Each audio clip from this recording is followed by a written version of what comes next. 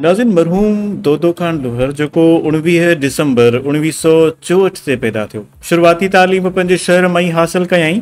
हू नंढपिण खां ही होशियार ऐं मेहनती हो।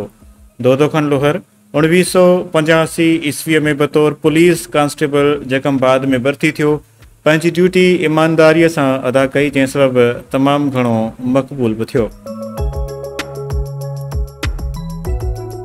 संदसि शख्सियत बुरदबार हुई। संदसि बुरदबारी जो मिसाल सॼी सिंध में मशहूर आहे। संदसि यादगिरियूं अॼु बि शिकारपुर जे अवाम में समायल आहिनि। मरहूम दोदो खान लोहर बतौर HC 15 इंचार्ज रहिया। संदसि ईमानदारी जा मिसाल अॼु बि सॼी सिंध में मक़बूल आहिनि। नौकरी मां रिटायरमेंट बाद मरहूम दोदो खान लोहर पंहिंजी बिरादरीअ जे माण्हुनि जो नेक मर्द थी भलाई जा कम कया। दोदो खान लोहर पाण कारोबारी शख्सियत बि हो। संदसि वालिद मरहूम तुर्क अली खान लोहर शाही बाग जे नाले वारी शख्सियत रही चुकी आहे।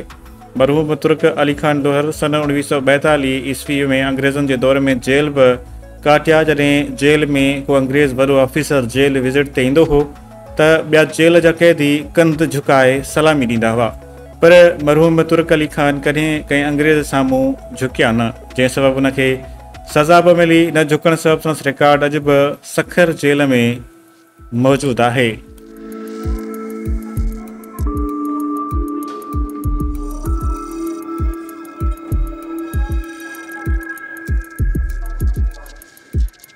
ऐं नाज़िन मरहूम दोदो खान लोहर जेको हिकु साल अॻु तारीख़ 6 अप्रैल 2023 ऐं इस्लामी तारीख़ मुताबिक़ 15 रमज़ानुल मुबारक 1444 हिजरी ते असां खां विछड़ी मालिक हक़ीक़ सां मिलिया आहिनि।